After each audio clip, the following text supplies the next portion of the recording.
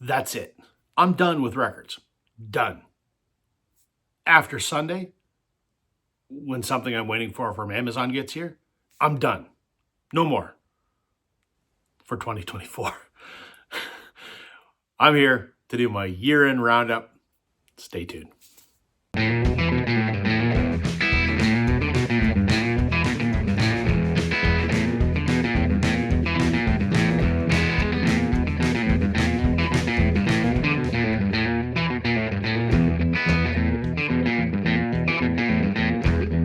Hey everybody, welcome to Northern Revolutions. I'm Rob. Welcome back if you're returning.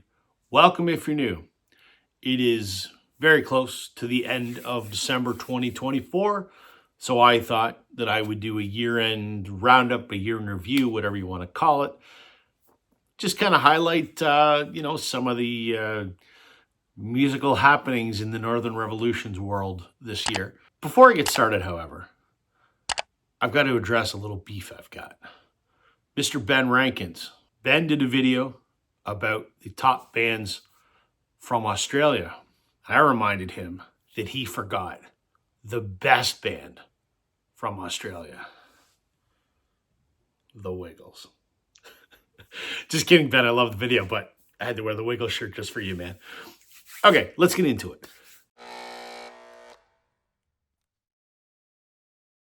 First thing I thought I'd talk about is some of the shows that I went to this year. Not as many shows as I have normally gone to in a year. Only a handful. Why? Life got busy. I mean, that's really what it boils down to. Work was busy. Personal life was busy. So, concerts took kind of a back seat. But there's three that I think are sort of noteworthy. So from let's say ramping up to the most significant, I saw Alan Doyle and Adam Baldwin together on the same bill. Alan Doyle is this fella right here, former lead singer of Great Big Sea. Been solo now for the last, almost 15 years probably. Newfoundland, East Coast, folk, rock kind of thing. Huge fan of Alan. Have seen him many, many times. He was the headliner. And one of my favorite musicians ever, Adam Baldwin, also from the East Coast. He's from Dartmouth, Nova Scotia. I've described him as an undiscovered national treasure, and I maintain that he is. He's just incredible. He was the opener. I have seen Alan a bunch of times. I've seen Adam a bunch of times. I've met both of them many times. And I have seen them together once before. But anytime I get to see two of my top 3 or 4 favorite musicians on the same bill, fantastic. Saw them at Centre in the Square in Kitchener, Ontario. And they did not disappoint. They were incredible. 2,000-seat theater. Adam opens up for Alan's band, and it's just him on a piano. That's it. And it was amazing. Absolutely loved it. The second concert highlight actually occurred at the very, very end of December last year, but it was after I could do any sort of wrap-up video for the year last year. So, while it was in the last couple days of 2023, I'm lumping this in with 2024. I have mentioned I have seen Blue Rodeo 51 times. That's true. This year I saw them for the 51st time. Also at Centre in the Square in Kitchener, Ontario. But what made this concert special out of all of them, and I have a lot of great concert memories. This is a band I idolize. This is a band I love. This is a band that I have seen all over this province for the last 25 years. I was on their guest list. I'd have to pay for this show, that was kind of an honor. I mean, that was to me it was kind of special. I've mentioned before, my good friend Bob Egan played in that band for 17 years, just retired about 5 or 6 years ago. But he's still on very good terms with the band. And the day before the concert, I happened to be talking to him, and he texted me. He said, "Are you going to the show tomorrow?" And I said, "Nah, I left it too late to get tickets." He goes, "Do you want to go?" I said, "Of course." I get a text from him 2 hours later. "There's a ticket for you at will call." Awesome. He pulled some strings, and he was, I got to admit, a cool thing to go up to the will call at a Blue Rodeo concert and go, "Hi, there's a ticket for me. I'm on the band's guest list." And they gave me the ticket. It was awesome. Here is the set list for the second set in the show. And there's my ticket, which you can see has a face value of $0. And they were amazing seats. Again, it's that 2,000 seat theater. I was dead center, fourth row from the stage. Absolutely incredible. Big concert highlight for me. And the number one concert music event to happen to me this year, I've met a lot of Canadian musicians because Canadian music is kind of my thing, but there's a few that sort of loom large as icons, really. And this guy's one of them, Tom Cochrane, legendary. Been part of Red Rider for years, also did solo stuff for a while. I saw him here in my hometown. He played our theater, which is, I don't know, 1,500 people. It was an acoustic show. They call it Songs and Stories. It was him and his guitar player, acoustic. It was awesome. He'd tell the story of a song and then he'd play the song. It was great. And I bought a VIP ticket to this show, which only cost me like an extra $30. And so I go to this VIP meet and greet after the concert. There's me and 2 other people. I'm looking around going, really? 3 people? Yeah. We spent like 45 minutes with Tom Cochrane. And I have to say, the most incredible experience I have ever had meeting a musician. He's the most famous musician I've met. And he was the most humble, generous, genuine man. I thoroughly enjoyed the conversation I had with him.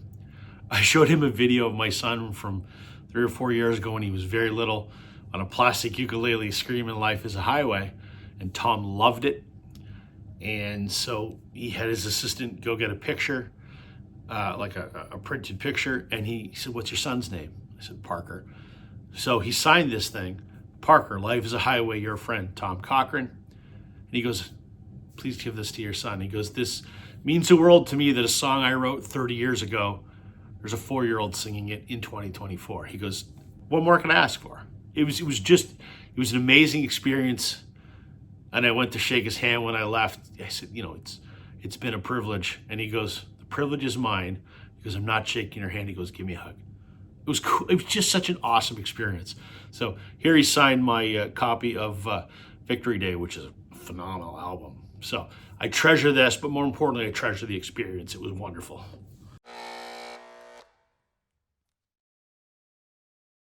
All right. Next thing we'll talk about, records. Obviously, that's what we're here for. I'm going to run down my favorite new releases that I picked up in 2024.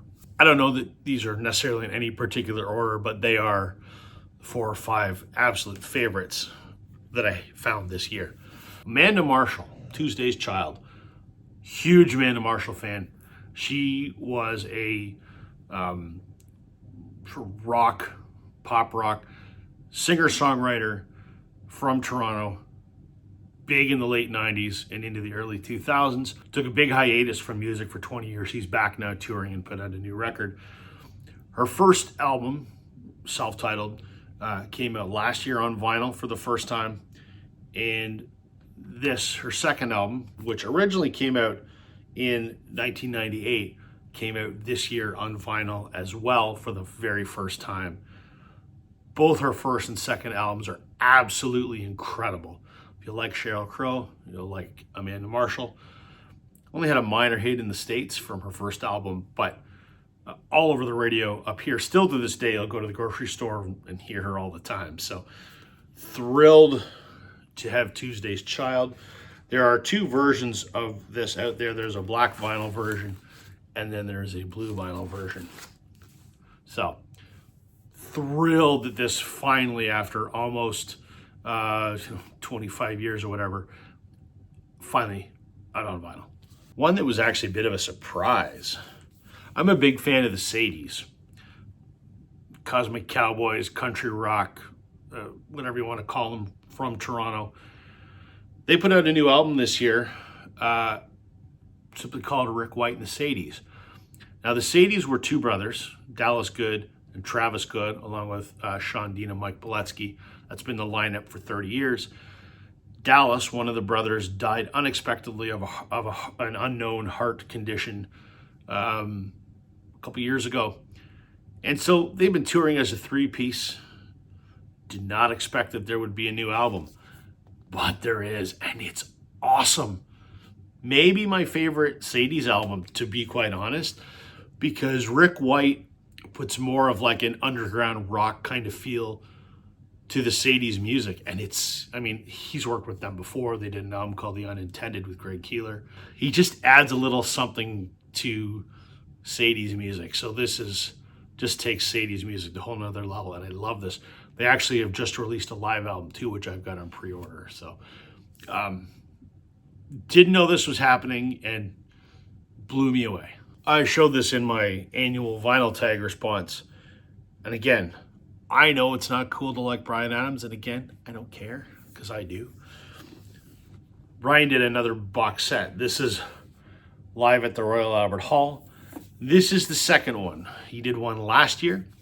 The idea being it was 3 albums in their entirety live at Royal Albert Hall. Except last year, 2 of them were recorded at the Royal Albert Hall, but without an audience, which is kind of pointless. So he fixed that with this box set. So this year, it is Reckless, 18 Till I Die, and So Happy It Hurts.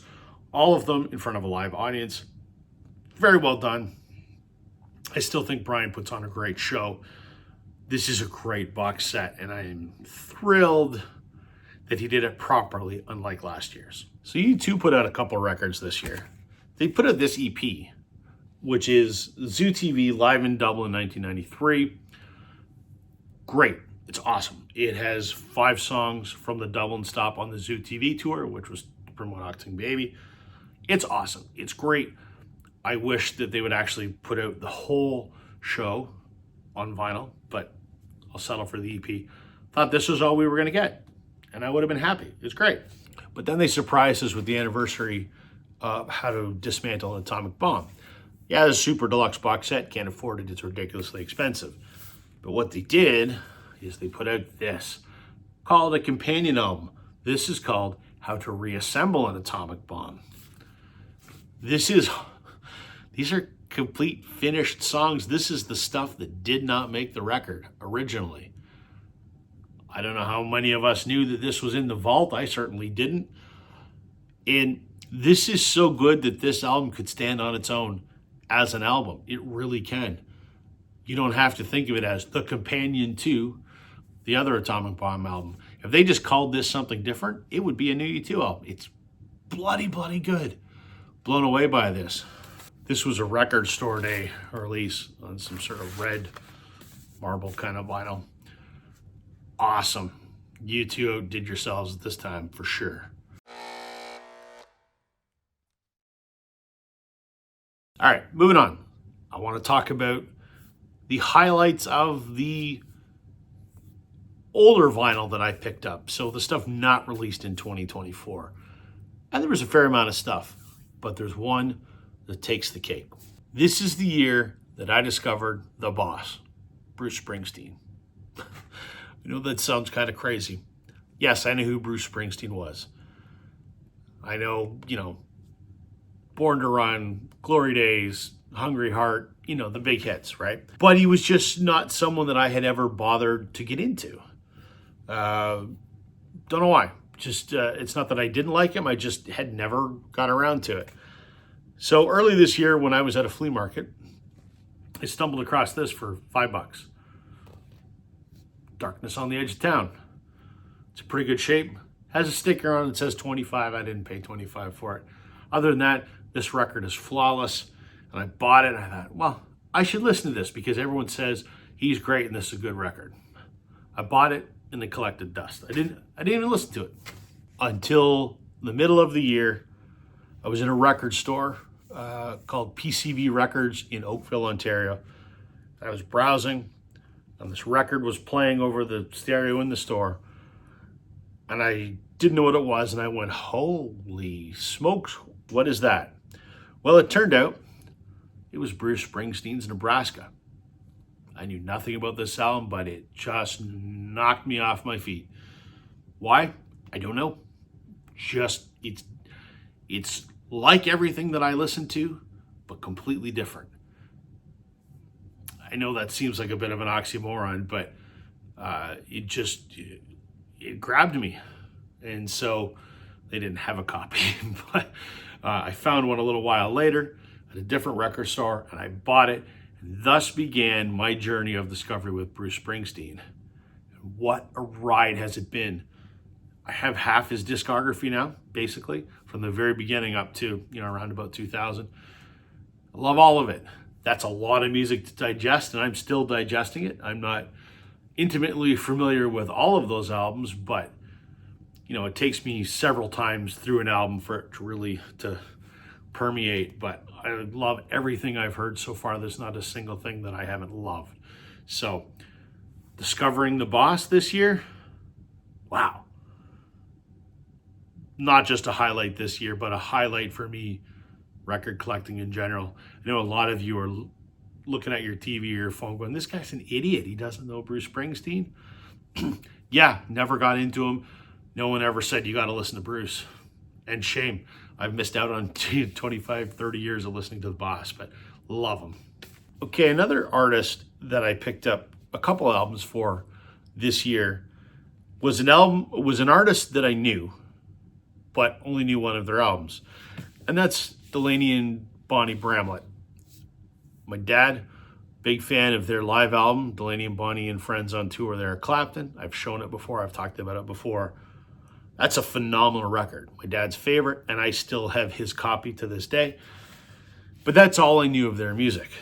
Well, I was record shopping somewhere this year, and I stumbled upon this on clearance. So this is Home, which I believe was their first album, and this is actually the Kraft Recordings reissue of it. It was on clearance. I grabbed it, and I love it. They're kind of, a rootsy, kind of homegrown Southern, but not kind of what Clapton wanted to do with Derek and the Dominoes. I guess, a large part of the inspiration for that came from the band and from Delaney and Bonnie. So I picked this up, which was great.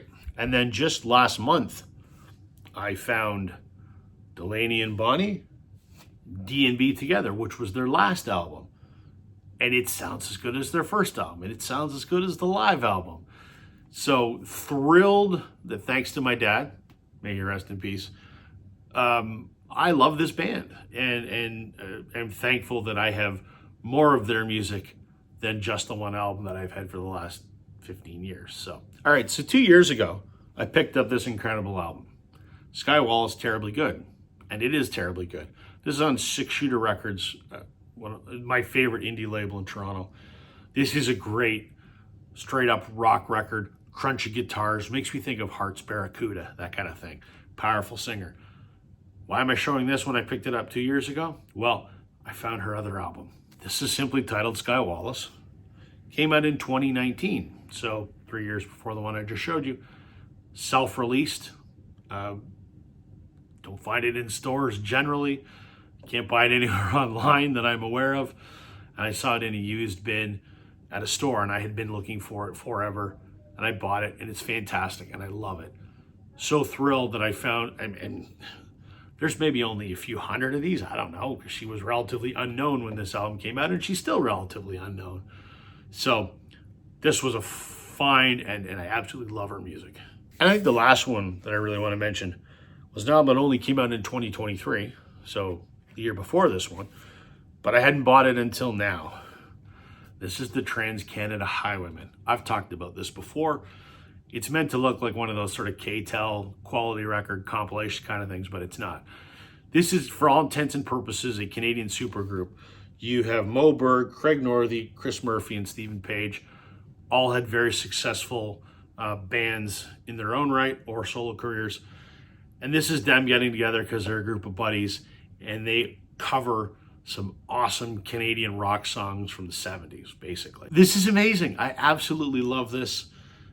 Why did I not buy it when it first came out? I have no idea. They're touring this spring. They're coming to Waterloo, Ontario. I got to get a ticket to go see them because incredible. Hopefully they do a studio album.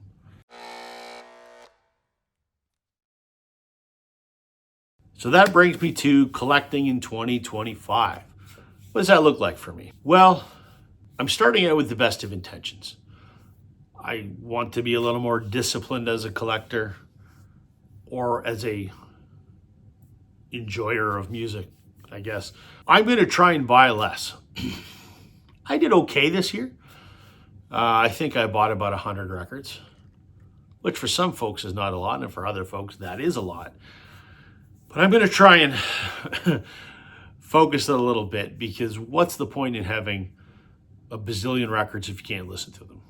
And so that's my mindset going into 2025. I am looking for two things primarily in 2025. Number one, I would love to finish my Beatles UK first pressing collection, if you will. I have most of them. I still need Let It Be, I still need the White Album, and I still need Yellow Submarine. Got everything else. I'd really like to get those. They're the original things, right? That's how they were released in the artist's home country. It's how they intended the music to be. And I do listen to my UK first pressings. I don't just sit here to collect dust for no reason. The other thing that I'm looking for in 2025 is to continue on with Bruce's catalog. And am I going to buy them all? Knowing me, probably, because I love what I've heard so far. So I don't know, I got another 10 albums to go, something like that. So I'll probably work on that. But outside of that, I'm going to try not to go crate digging at record stores, unless it's, like a VC meetup kind of deal, because I'm going to try and just buy the things that come out by my favorite artists that I just have to have. Case in point, The Darkness is putting out a new album that comes out, I think, in February. I've already pre-ordered it. So something like that, yeah, I'll do that. But unless it's something I gotta have, I'm gonna try and, pace myself a little bit. How well is that resolution gonna hold? Time will tell. I'm trying to be optimistic. And the other thing, the reason that I'm gonna pull back buying a little bit of records if I can, is to like to use some of that money differently, right? I'd like to maybe look at, we'll call them infrastructure improvements. I need to get an ultrasonic cleaner. I've been using a vacuum cleaner and spin clean and, combination of those. They're fine, but I really need to step it up. That is definitely going to happen this year. So sooner rather than later. And the other thing that I think I might look for as well is I might invest in some new tower speakers, floor speakers. Ones I have are fine, but lately I find that I'm a little underwhelmed by them. Believe it or not, my little bookshelf speakers, which I don't use that often, actually kind of sound a little better than my floor speakers. They're not audiophile quality by any means, but I'm not an audiophile. But I'd like to maybe step it up a little bit on that. So that's maybe what's going to happen. We'll see. You'll know if I make any of those changes in 2025. Well, that's kind of the roundup, folks, for 2024. On the YouTube front, I want to thank everybody that has watched throughout the year, that has subscribed, that has liked, that has commented, that has participated in the comments. I mean, this is wonderful. I had and have no aspirations of being a YouTuber. I'm just a guy that likes to talk about records with like-minded folks. So this is fun for me. I enjoy it. My channel has grown fairly significantly this year, and I appreciate that immensely. To all my friends in the vinyl community, you guys know who you are, guys and girls, I should say. Thank you for all of the collaborations that we do. Thanks for those that participate in my Wednesday live stream, which will continue in January, of course. This is just an absolutely wonderful hobby, and I'm grateful for everyone that spends a little bit of time with me watching these videos. So thank you so much. That's everything for me today, everybody. I hope everyone has a happy new year, and we'll see you in 2025. Catch you on the flip side.